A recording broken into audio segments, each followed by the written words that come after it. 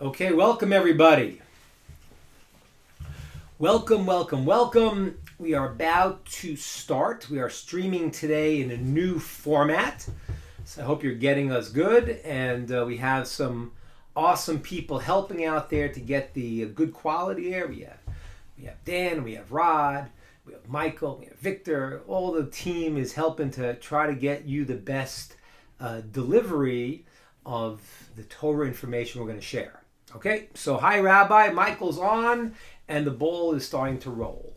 Okay, so all right, so let's go where we're up to. So last time was Purim, so that was a whole different thing.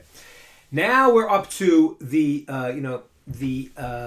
back to the parsha of Genesis, back to the discussion of Genesis. And we're going to pick it up from where we left off last time. Last time, we left off. Now we got some more people here. Victor's here. Good to see you, Victor. Welcome. I can read. Can you read us, Rabbi? I can read you. It's a little bit small, but I have my glasses and we'll be all right. Okay. Last time, we talked about the Dor HaFlaga. Dor HaFlaga means the generation of the Tower of Babel. Okay? And that was the story we discussed, where they built a tower up to the sky with the purpose of fighting God. That was the goal. The goal was to fight against God, and that was their objective. And we discussed it last time. We explained they had certain things that they were trying to do and trying to get into their physical world and get God out of their world, and we discussed it last time. Now, but I want to put this into context of where we are in history. So, we started with the discussion of Adam and Eve. There were 10 generations from Adam and Eve, and that brought us to Noah. Okay? In the time of Noah, the people were extremely corrupt. Okay? And the people had gone from terrible idolatry, illicit relations, and just basically terrible. Two of the three, let's call it cardinal sins, which is idolatry and illicit relations. Then afterwards, there were more generations that started. And a number of generations later, we come to the generation of the Tower of Babel. Good to see you, Dan. And good to see, I'm sorry, I can't read that it is. Javi, welcome Javi, good to see you. And David, welcome everybody. So we got 10 generations from Adam and Eve to Noah. Then we got 10 generations now that we're talking about now, and a progression of also worse and worse and worse. And then we come now to the generation of the Tower of Babel, as we discussed. And as I mentioned in the class we had before, their goal was to fight God. Okay, we discussed how they wanted to build a giant tower. Their plan was to put on top of the tower an idol with a sword in his hand, that people would look and say, oh, you see? This is all the good things we have is not because of God. We're fighting against God. Now, the Hasidic masters explain that the sin of the Tower of Babel was called murder. That's very hard to understand because actually they seem to have some false unity. Okay? One of their qualities was unity, that they got along very well. And I mentioned last time, it's when God broke their languages, he actually revealed the disunity. Because, let me explain why that is. Because what happens is that when you get, let's say, evil people, bad people together for a common goal, so let's say they want to say, we're going to overthrow the government. So now they're all united. But once they accomplish their job, then they can't get along together because each one wants to be the king. Right? The story of communism. Let's feed all the poor people, and then the guy gets in charge. He steals all the money because they weren't really united. But on the surface, the Tower of Babel people seem to be united, and God showed they really weren't united. Yet the teachings, the mystical teaching says that their sin was called murder. Now, why was it murder? If they kind of got along, at least on the surface, why is it called murder? And the answer is because what is death? Death is the separation of body and soul. And therefore, what was their act of murder? Their act of murder was trying to remove the soul of existence, the soul that gives life to everything in the world, that is God. In other words, they wanted to say, we want to be a physical body, we want all the physical pleasures we can get without relating to the spiritual source of that, which is God himself. So it's the separation of body and soul, which was their goal. Just put us in this world without God. Take the soul away from the body. That's why it's tantamount to murder. Now, when the Hasidic masters explain this, what they mean is that so you really have from the time of Adam 10 generations to Noah, terrible sins of idolatry, of illicit relations, and now this terrible generation, the Tower of Babel, which they are like murder. They just want to take the spirit out of the world. Okay, now this is very important. In the beginning of creation, there is no Jewish people and non-Jewish people. It's a universalistic view, and that whoever wants to come and find God is able to do it. It's like the early years when you could still see, before the world has more and more layers that conceal God, it was easy to find God. He hadn't given the Torah. You could find him. And yet, without him commanding and giving the revelation of the Torah, the world gets worse and worse and worse. Now, God gave a 2,000-year time limit to this period before the Torah would be given, where it's called, in the Kabbalistic works, called the Olam HaTohu, the world of chaos, because it was not a commandment, it was not a revelation of the Torah. And it was open. Whoever wants to connect to God, and they look inside themselves honestly, and they look at the world truthfully, then they will find it. If they have other agendas, then they'll get swayed and brought off into bad paths, which is what happened. So we're now coming to a 2,000-year time limit that God said this period will end. And those who will choose to connect to me, they will be the ones that I will choose. And if not, then they will not have that process. So now, we got to understand what's happening. You have the Tower of Babel. You have this king. His name is Nimrod. Nimrod is a terrible, terrible guy. He is an idolater. He's a murderer. But he's a king. He's powerful. He's the one who amasses the people together to build this tower. He has got everybody on his side. He has turned the whole world away from God, and it's a done deal because there's no people. Everyone's like going away. There's one guy that is fighting against Nimrod. One guy. His name is Avraham. The Torah calls him Avraham HaIvri. Abraham the Hebrew. The word Ivri is from Aver Anar, the other side of the river, other side of the Jordan. Referred to the Ivri also refers to the Hebrew. But the sages tell us another meaning to the word Ivri, Hebrew. The word la'avor means to be on the other side. And his name is not only Abraham the Hebrew, it's Abraham from the other side.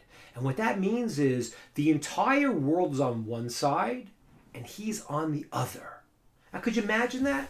Could you imagine the whole world believes something? You listen to the news, listen to Facebook and all these things, and everyone tells you what to think. And everyone buys into whatever they got to buy into. And imagine that the whole world is convinced of something, and one person stands up and says, you're all wrong. Pretty amazing. That's Abraham HaIvri. Abraham from the other side. The whole world's on one side, he's on the other. Okay? And I want you to understand this a second, because there's no greater revolution that ever happened in history that was so successful as the revolution of Abraham. Because today, for the modern intelligent human being, they realize that there's only one God. Some people have whatever, confusions about things. But if you talk to a person and you ask them, do you believe in polytheism? Do you believe in more than one God? Intelligent people will say, no, that's crazy. But you have to understand something. The entire world believed that. Came along this one guy, Abraham the Hebrew, from Ivri, from the other side. He fights this war. He says, no, there's one God. And he won. Because you look at the world today, the revolution that he started, this belief in one God and in goodness and in morality and in kindness, as I will explain, he gave that. And I want you to understand something here, because it's fascinating. I don't know that people always understand what the view of Abraham and the Jewish view of that when God gave us the Torah, what that represented in the world. Because we, for example, Greece, for example, was a very wise and very great philosophers, and we talk about Greek philosophy and democracy really was a Greek concept, and a lot of things come from the Greek world. But I don't know if we all realize how the view of Abraham and as the Torah is revealed to Abraham and his descendants, how that has become the commonplace view. Because you realize that the Greeks had a certain process when a child was born. If he was crippled or deformed or some way inferior, they had a very simple solution. What was it? Kill him. Yes, the advanced Greeks, that was their birth control, that if a child was born, he wasn't physically up to par, then they would kill him. Modern man would say, how could you do that? That initiates now. Okay, Abraham is about to start a process to be the one to create the nation who will be able to receive God's transmission of his eternal Torah that talks about and teaches morality, righteousness, kindness, holiness, a belief in one God. That's happening now. But it's one guy against the world. Fascinating. Okay. Now, I want to talk about Abraham, how he did it. We'll get to that in a little bit. But first, let's understand a few things. Abraham is born in the year 1948 to the creation of the world. Okay? Now,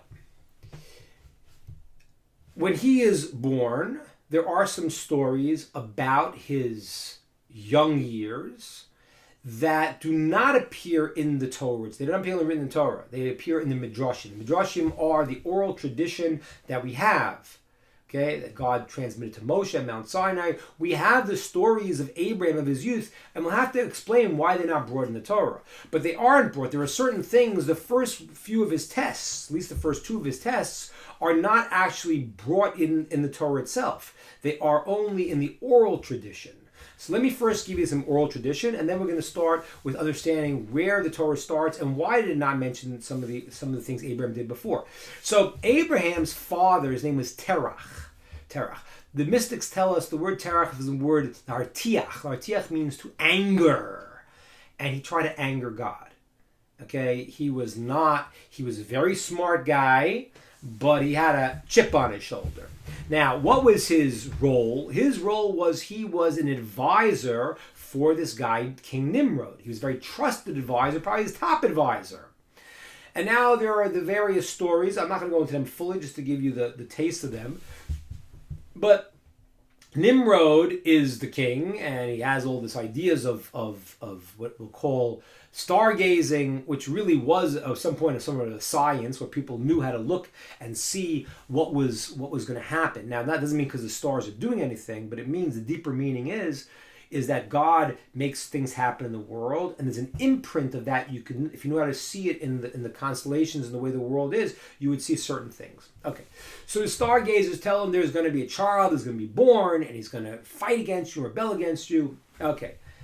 It turns out it is Terach's son, Avraham. Now Terach is the trusted servant of Nimrod. There's a whole different stories there. What he did, he wanted to take the baby, and he wouldn't give him the baby. He gave him a slave child.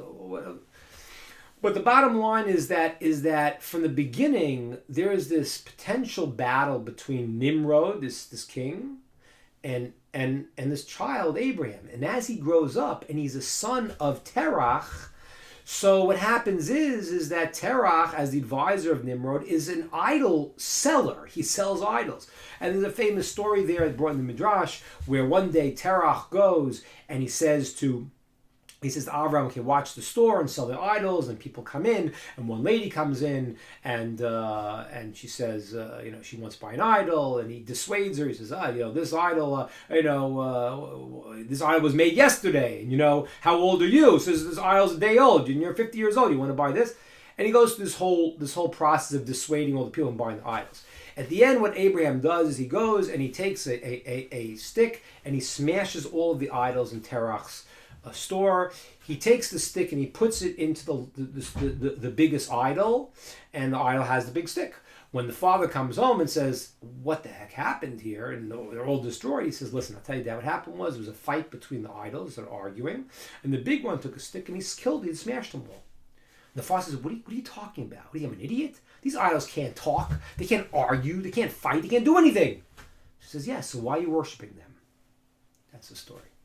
Now, this is a very precocious child, and the Midrashim tell us about his life. He starts to look at the world. He grows up in an idolatrous society, and they say the sun is God. So he looks at the sun, and the sun sees it sets. So he says, well, it can't be God because it's not here at night. They say the moon's God. The moon's gone in the day. And he goes through a whole philosophical process to the point where the Medrash says that Abram was a great philosopher. He looked at the world and said, does it make sense there could be multiple gods? Does it make sense that there could be a God that is not omnipotent in every way? No, it doesn't. That's not called a God. That's called superheroes. If you have people that are strong, okay, well, how'd they get their strength? If they're not everything, there must be something that created them, and something that created them. There must be, in the world of cause and effect, there has to be something that created something. If you see a child, you see he had parents. Where is the end of the line? And there'll have to be something that is not contingent on anything else. That is not components. Like a human being is a component, is a composite, composite of different things. So that can't be it. So Abraham, using his logic, realizes there must be a God that is beyond. And then there is the very famous story, not brought in the Torah, but it is one of Abraham's first tests. At a certain point, Nimrod says, bow down to my idol, because his father, Terach, just turns him in. At a certain point, he can't handle the kid. Turns him in, and what happened was he says, bow down to my idol, I'll throw you into the fire. And Abraham says, throw me in the fire. He throws him in the fire, and he doesn't die. And that miracle spreads like, excuse the pun, wildfire. And people like, oh, did you hear about this guy? This guy Abraham. And it's crazy. It says that people came over to Abraham and said, teach my child how you do this. What you believe. And Abraham said, how about you? You're giving me your child to teach. What about you? He says, I'm stuck in my ways already. That's what happens. People get stuck in their ways. But all of a sudden there's this kind of revolution happening. Whereas there is this young person who is fighting against this guy Nimrod. And he's talking about one God. And he's talking about kindness. And he's talking about love. And he's talking about giving and morality. And this is a problem.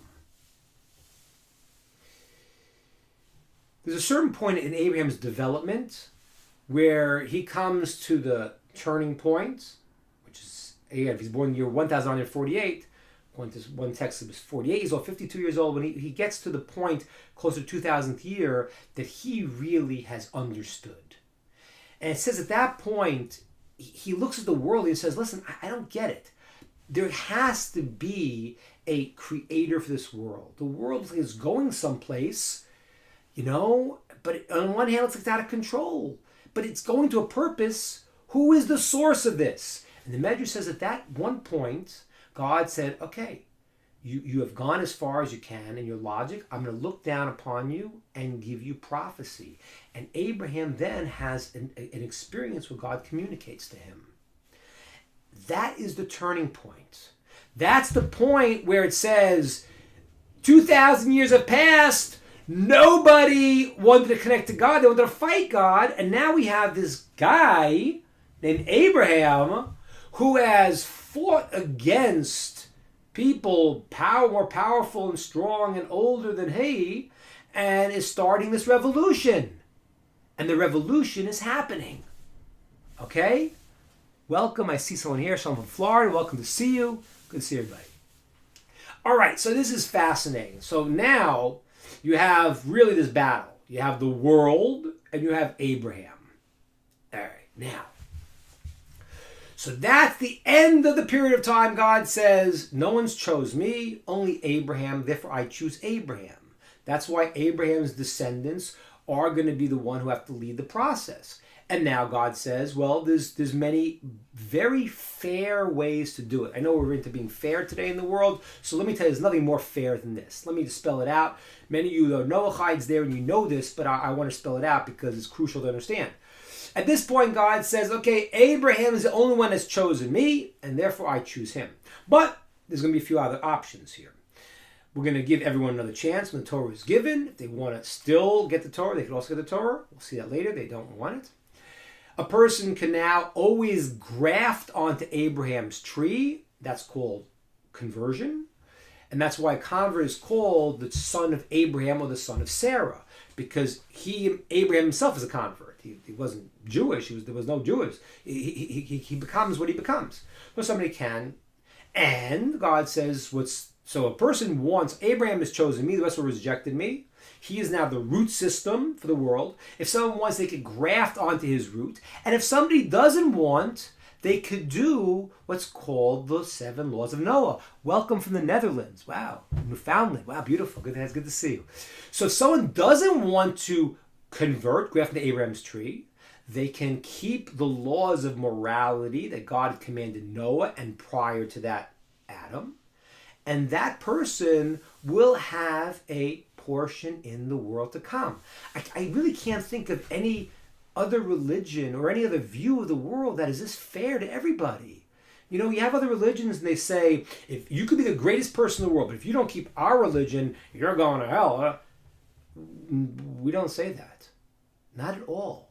What we say is, Abraham is now in a process. He's going to take on a 24/7 requirement, okay, to be God's full-time ambassador in the inner cabinet. If somebody wants to do that, they are free to do that. They don't have to. They're welcome. And if someone doesn't want to, they want to serve God in their way, maybe not in a 24/7 capacity with all of its requirements, then it says in the Talmud, person keeps the 7 laws of Noah, it says he's like the high priest of Israel because he's doing or she's doing what she is made to do in the world. Amazing, beautiful. Okay. Chacham Dan is welcoming Julie in Florida and Esther in Newfoundland. I'm very happy to see you also. Beautiful, guys. So that is Abraham. Abraham has chosen God, and God said, because you choose me, I choose you. And whoever wants to go on to that process of Abraham can. Whoever wants to be in the broader category can be. And if you want to take on the 24/7 responsibility of Abraham, you can be. And if you don't, there's a way to do it, to connect, which is called the 7 laws of Noah, the laws of humanity, morality, and righteousness. Okay, great. All right, yes. Good to see Chacham Dan, good to see everybody. All right, beautiful. Any questions on what we said so far? Opening it up to the questions.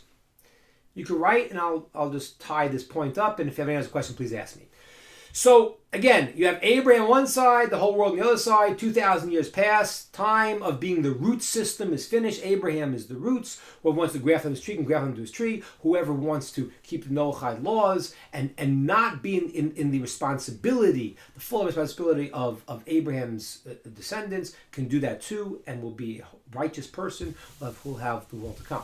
Okay, so now the generation of the Tower of Babel and Nimrod, the king, really want to get rid of Abraham.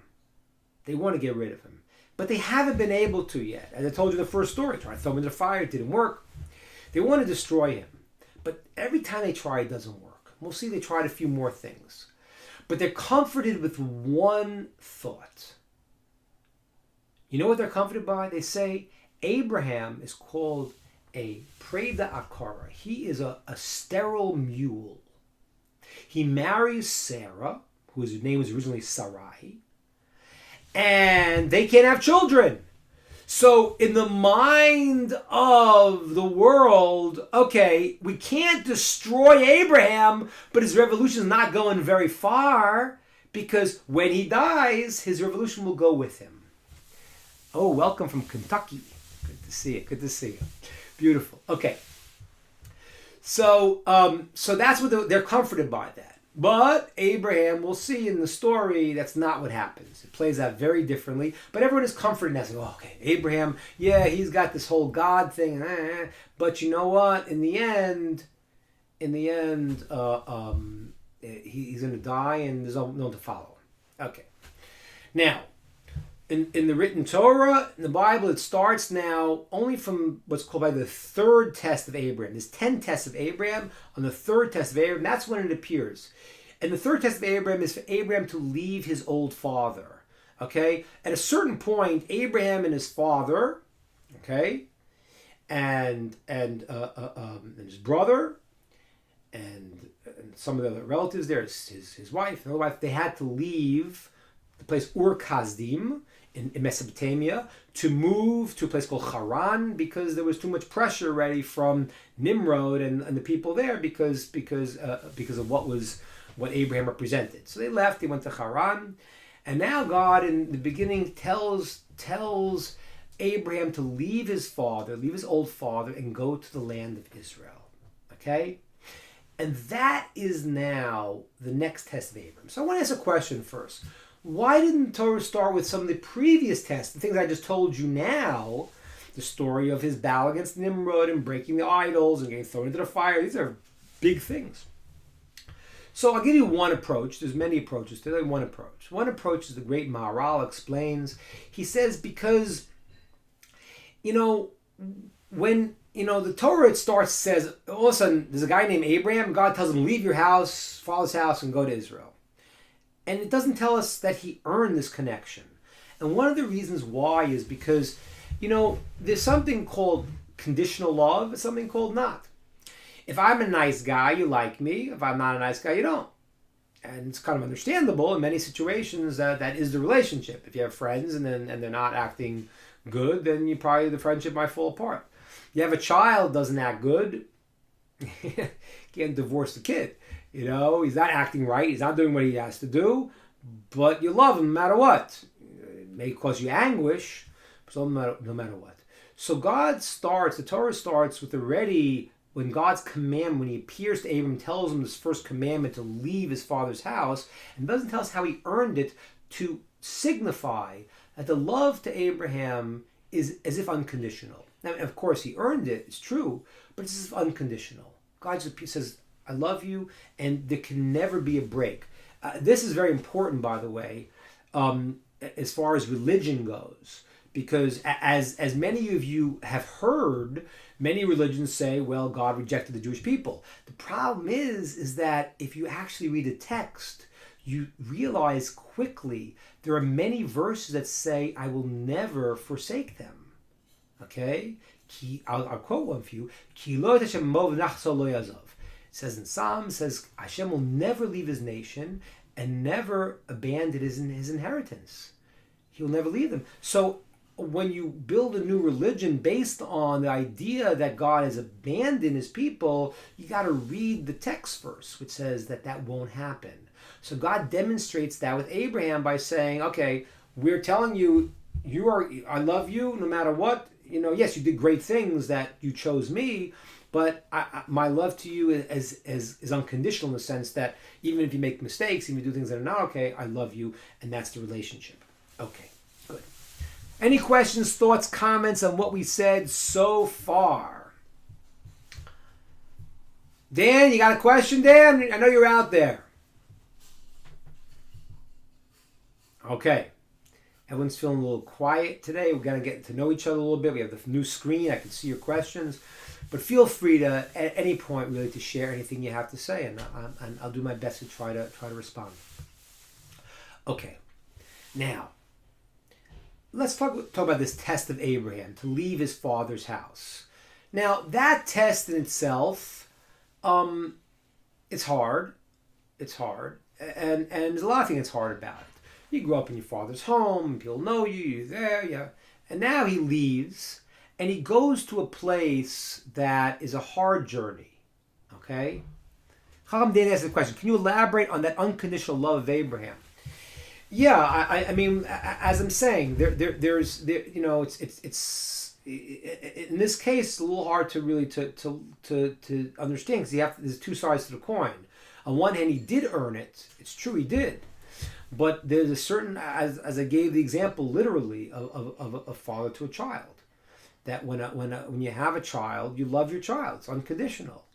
That is a unique relationship. Most relationships are not really unconditional. I would say a parent to a child is an unconditional relationship. So the relationship to Abraham at this point is represented as the unconditional relationship that even if he makes mistakes, no matter what, he will always have his place as God's chosen one. And you know, I'll tell you something here that you asked, Dan, because this is a little bit frightening. And I think people listening here can understand what I'm going to tell you now. It's a fascinating thing. There was various commentaries. One was called the Meshech Chochmah in the I guess it was the late 1800s, who wrote a commentary, and he described a future Holocaust in Germany.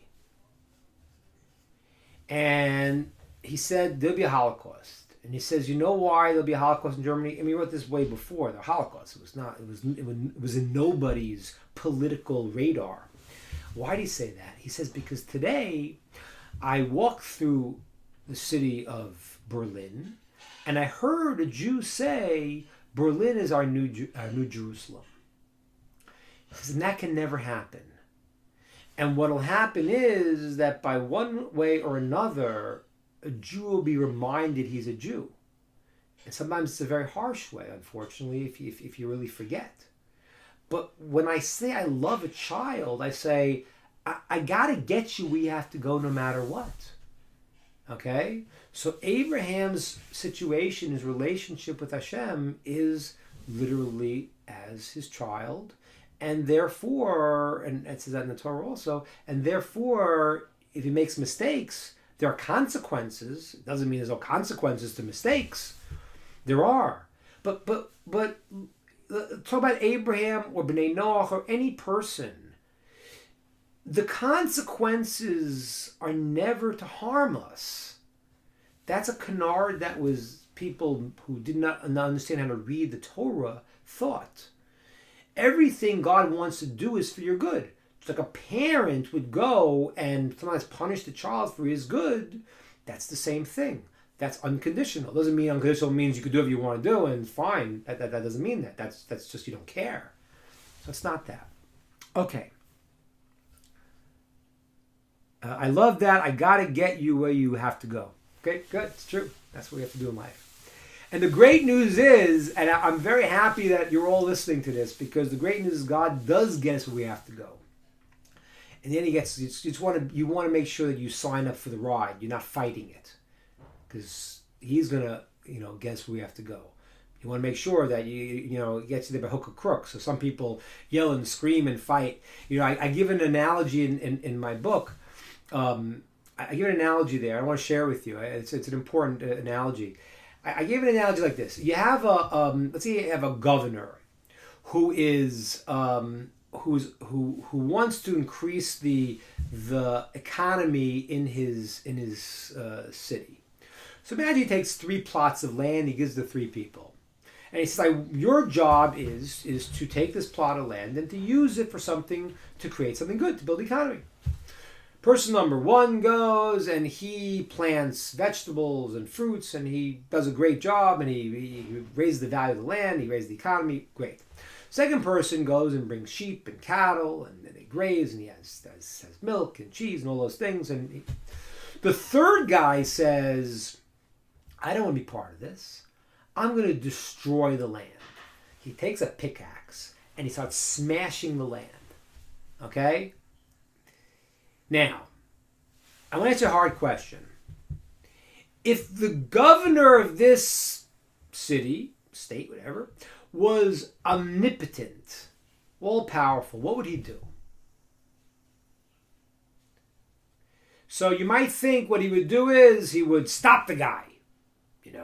All of a sudden a bolt of lightning come and hit him and strike. No. That would not be omnipotent. It means you're strong, you're stopping him. Omnipotence would mean that no matter what the person does against you, he can't. You could use everything he does to what you want to accomplish because you have every option available. So if this guy is smashing the ground to destroy it, the governor could make it that he hits oil. And now he's increased the economy of this city. But does he get rewarded for bringing oil into the world? No, because his goal was to remove the oil. So you want to get your head and your heart in the right place. That God would bring you to doing what you can do in the world, and then he will. But those that are fighting, like the story of the Tower of Babel, they're fighting a war. So, okay, God's going to get them where the world is going to be, but were you brought there by hook or by crook? How'd you get there? Okay, very good. Let's keep moving along. So now, what was the hard about the test of leaving his father? So one thing is that when Abraham comes down to the land of Israel, which was not an easy journey in those days, he gets to the land of Israel and there's a famine. And this is the first famine in the history. So now, one level of the test is that Abraham could say, come on, God, you send me here. I leave everything I know. I come here and there's no food. So one level of the test is that he could feel that he resents God, which could happen a lot. Things happen. You think you did something good, it doesn't work out. And what's our first response? Did God really, why did he do this to me? All right. So he doesn't do that. That's part of the test. He listens to God, he leaves his home. And he comes to the land. He doesn't question God when it doesn't go right. That's one of them. But I want to do something much deeper. First, I have a question here from Emma. Can you miss what you are supposed to do? Oh, Emma. Emma has great questions always. Can you miss what you have to do? That's the question. I'm going to give you the deeper answer. In this world, if a person gets stuck and they don't do what they have to do and they're obstinate and God sends them consistently ways and reminders and people you meet, because all the time it's happening, you're meeting people, right, Emma? You met this person, they go to Atlanta, crazy stuff. So what happens is that if a person is obstinate and doesn't want to do what they have in this life, then they can miss it. However, God, His compassion, will, even after life, can bring a person to what they have to do. But that's a much different process. Because in that process, it's not with you choosing. That's things being done to us. That's things that happen after life and different processes that happen to the afterlife. So the answer is, on one level, we could look at it in a positive and say, yeah, God's going to get us to where we have to go eventually, but we want to be active participants in that. We don't want to get to understanding of things through going through whatever challenges after life that we may have to go through to have awareness. So, God will get us there, but are you an active participant in that? Or like a parent who goes and punishes the child, so the child finally gets the point, but they didn't do anything to do it. So the answer is, in this world, a person can, if they're obstinate, if they're open, and if they ask Hashem's help, then they'll get there in this world.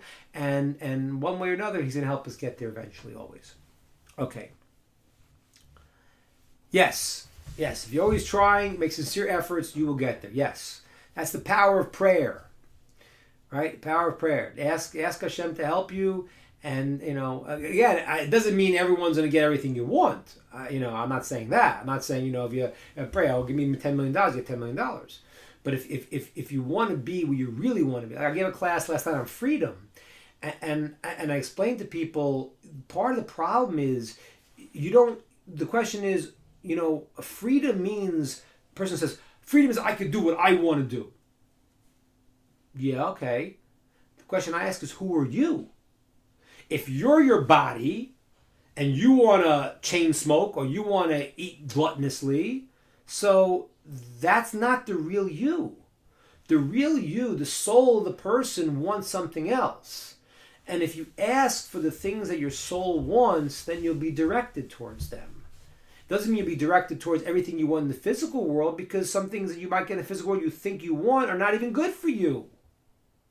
Okay, good. All right, let's get back to Abraham. Now, so now Abraham has this test of leaving his father. I want to add one other dimension to this test of leaving his father. And I want to add it from this perspective. Abraham's father is old, and he leaves his old father. And I want to explain to you how hard it is for Abraham. And when I explain that to you, we can understand now all of the 10 tests of Abraham. Okay? The 10 tests of Abraham are all in the same direction. Okay, let me explain. So, a person has different qualities. Okay? They represent the different parts, body parts of a person correlate to different qualities. So, there is an aspect of the giver. Okay? Even though this shows my left hand on the screen, it actually is my right hand. Okay? So, the right hand, if you're a righty, your stronger hand represents the idea of the giver. That's why you give charity with your right hand, because the stronger hand, the hand of kindness, of giving, that's the right hand. That's called chesed, giving. Now, the left hand represents the idea of saying no. Here's giving, and here's no. Which one is better? They're both. You can't have one without the other.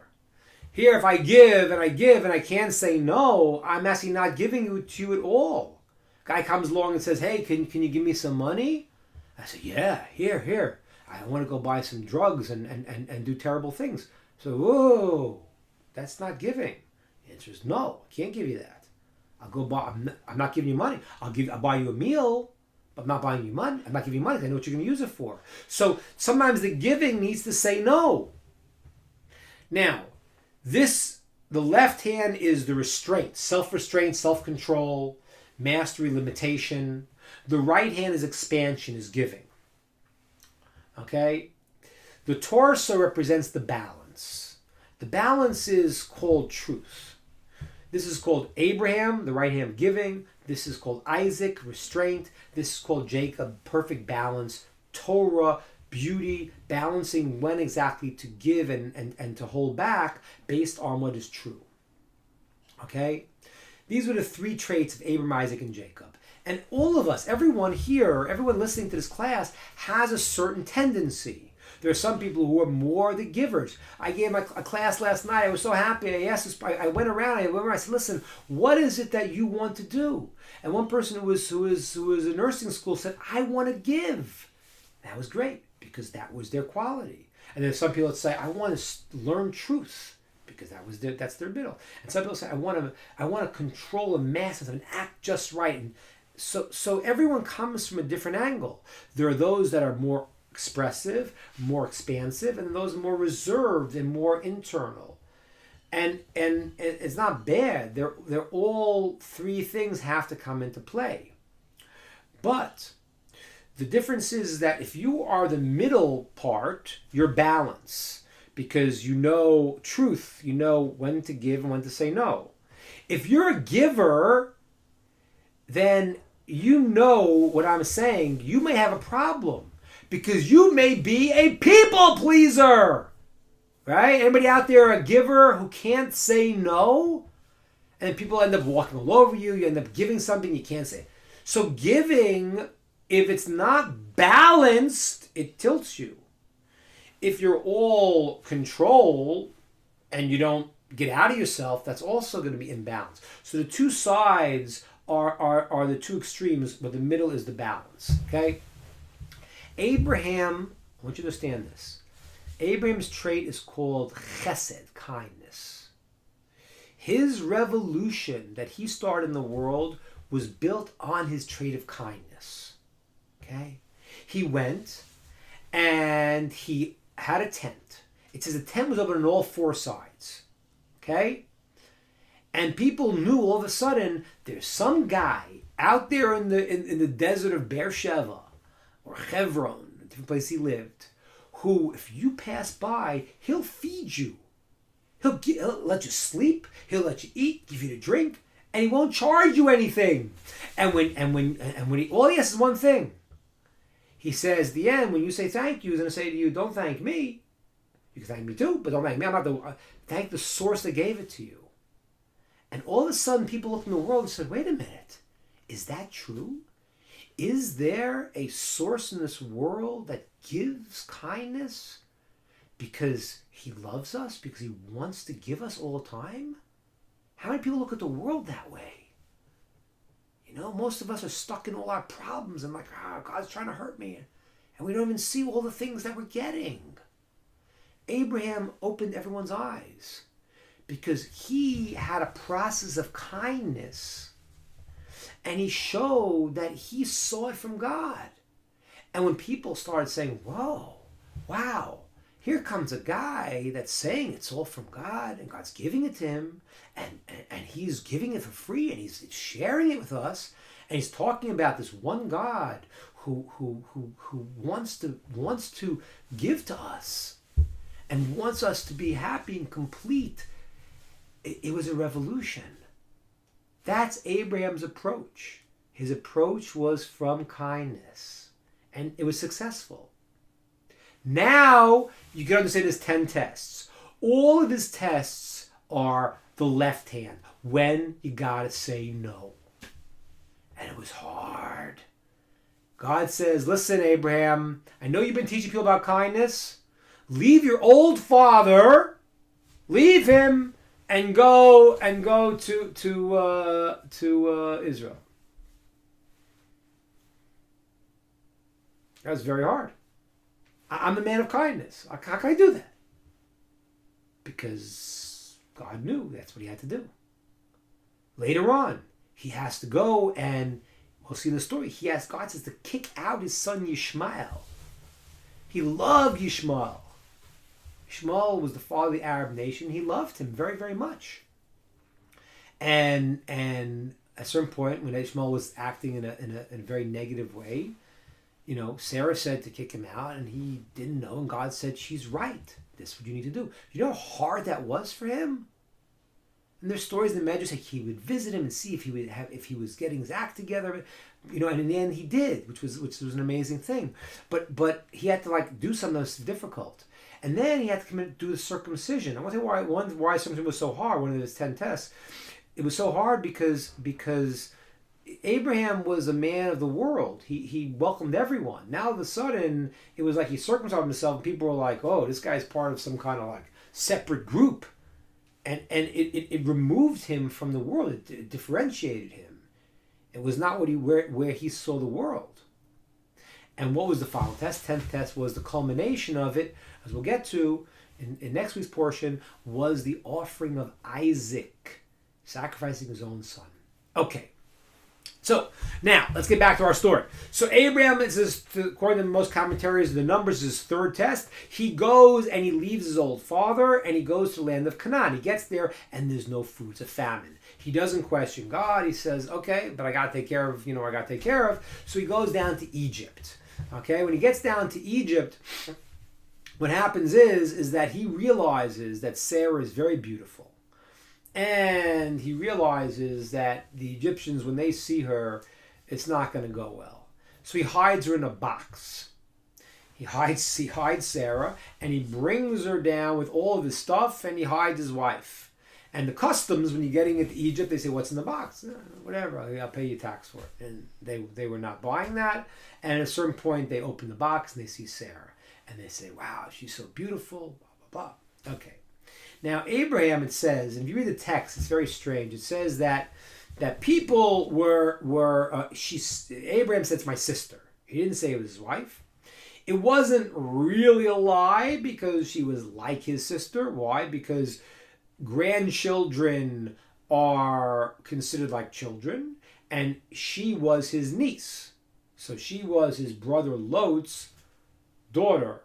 So it was like since it's his brother's daughter, it was like his sister. Now, so it wasn't a lie, but it was a stretch of what it was, and he felt that his life was in danger otherwise, and he said people that it was his sister. And now it became very good for Abraham. And the text says people give him gifts, and and they now, why did he do that? Why he was taking gifts on Abraham? So the answer is that he wanted a certain process of protecting himself. In those days, if you wanted to marry a woman, you go to her father. She didn't have a father. You go to her brother.